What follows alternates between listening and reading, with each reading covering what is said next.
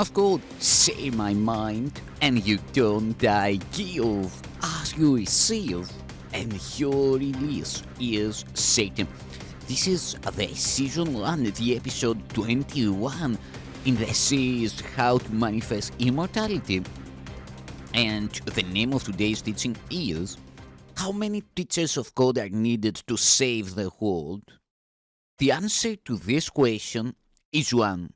One wholly perfect teacher whose learning is complete, suffix.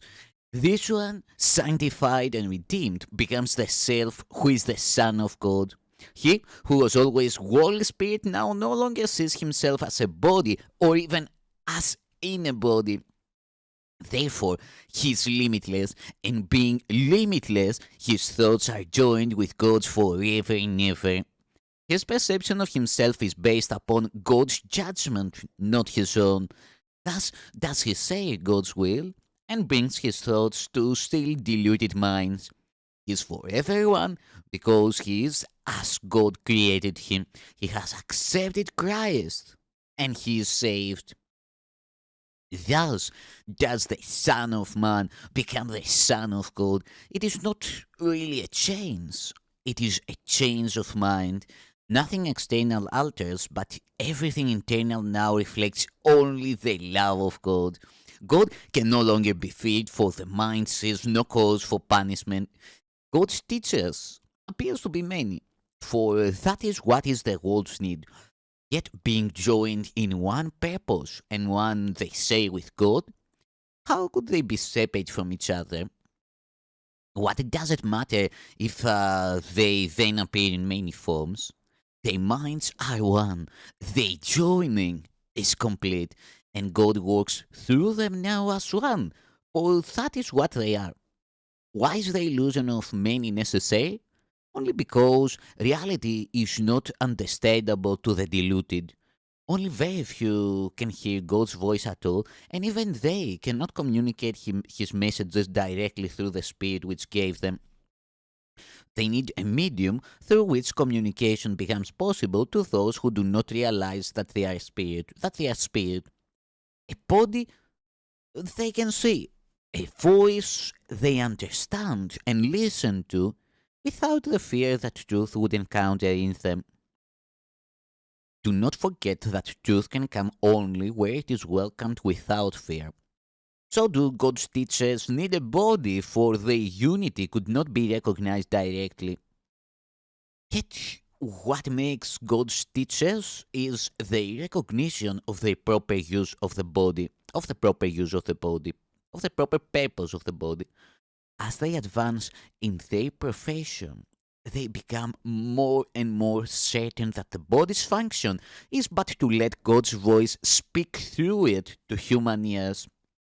And these ears will carry to the mind of the hearer messages that are not of this world, and the mind will understand because of their source.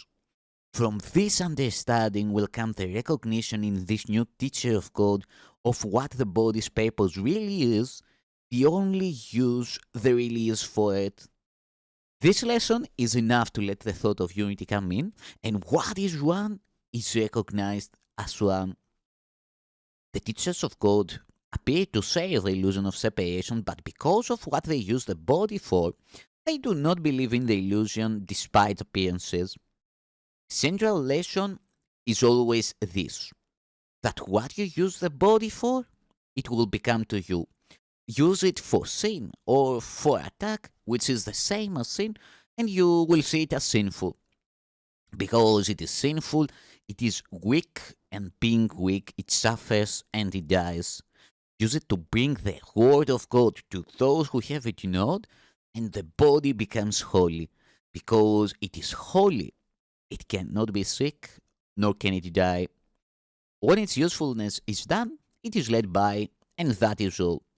The mind makes this decision as it makes all decisions that are responsible for the body's condition. Yet, the teacher of God does not make this decision alone. To do that would be to give the body another purpose from the one that keeps it holy. God's voice will tell him when he has fulfilled his role, Just as it tells him what his function is, it does not suffer either in going or remaining. Sickness is now impossible to him. Oneness and sickness cannot coexist. God's teachers choose to look on dreams a while. It is a conscious choice, for they have learned that all choices are made consciously, full awareness of their consequences. The dream says otherwise, but who would put his faith in dreams once they are recognized for what they are? Awareness of dreaming is the real function of God's teachers.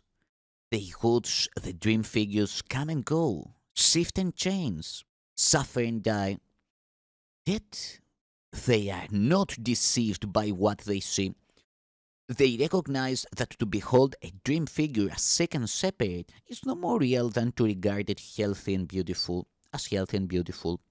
Unity alone is not a thing of dreams, and it is this God's teachers acknowledge as behind the dream, beyond all seeming, yet surely theirs.